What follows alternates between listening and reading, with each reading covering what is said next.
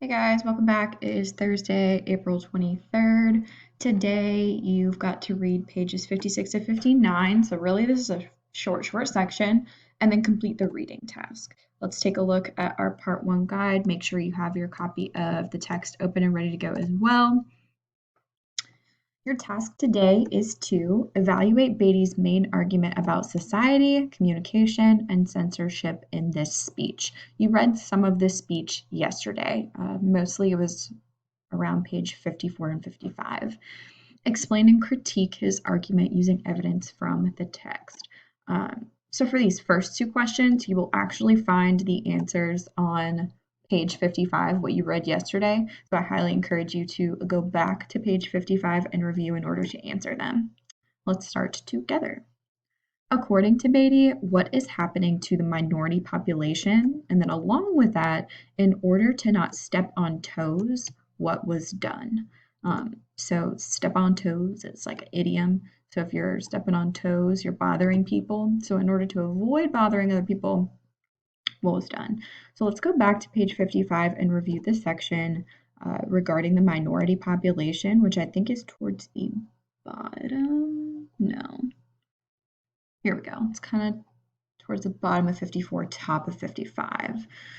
Now let's take up the minorities in our civilization, shall we? Bigger the population, the more minorities. Okay, well, that's part of our answer to that first question. So as the population grows, so does the number of minorities. Cool. And then in order to not step on toes, what was done? This is where it gets a little bit confusing. So let's go back.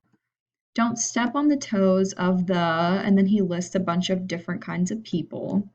The people in this book, this play, this TV serial are not meant to represent any actual painters, cartographers, mechanics, anywhere.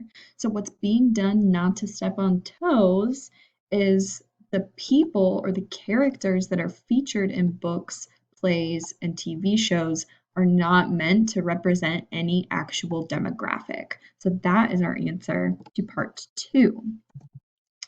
In order to avoid stepping on toes of anyone, characters in books, movies, and TV shows were designed to not portray any specific demographic. Demographic is just a specific group of people. So that answers my first question. Cool. We're going to move on to this second one. So on page 55, Beatty explains that this is not the government's fault, that censorship is not the fault of the government. So then whose fault is it that this happened according to Beatty, and what happened to intellectuals? So again, let's just skim through 55. The same paragraph. There you have it, Montag. It didn't come from the government down. No, there was no dictum, no declaration, no censorship to start with. Technology, mass exploitation, and minority pressure carried the trick. Thanks to them, you can stay happy all the time. So he's arguing here that it wasn't the government, it was the people.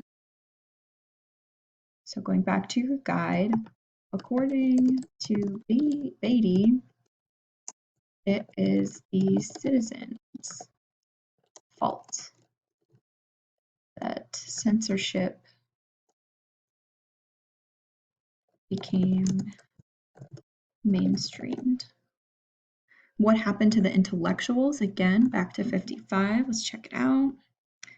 Moving further down, here it is. The word intellectual, of course, the word intellectual, of course, became the swear word it deserved to be. You always dread the unfamiliar.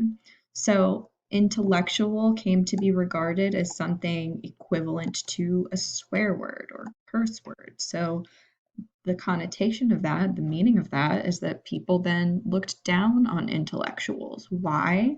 Because there grew to be a fear or a dread of the unfamiliar. Something that is unfamiliar is something that you don't know about. So really, intellectual became a frowned upon term intellectuals came frowned upon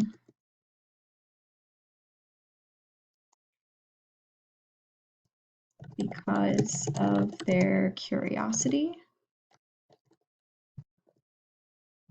conflicting with the general public's fear of the unknown. Cool. So for the next two reading tasks, you are going to look for the answers as you finish reading. Remember, up to 59, a short chunk today. Why were the houses fireproofed all over the world? And what has Beatty admitted about the past that he had previously denied? Gets juicy. And then next, why was Clarice a time bomb according to Beatty on 57? Ooh, we're going to find out what happens to Clarice. And how does this statement reflect his views on society? And then the follow-up question is, according to Beatty, what kinds of things should we fill people's minds with and why? So enjoy the rest of your reading for today. If you have any questions, shoot me an email, pop on to our office hours. I'd be happy to help out. Until next time, I will talk to y'all tomorrow.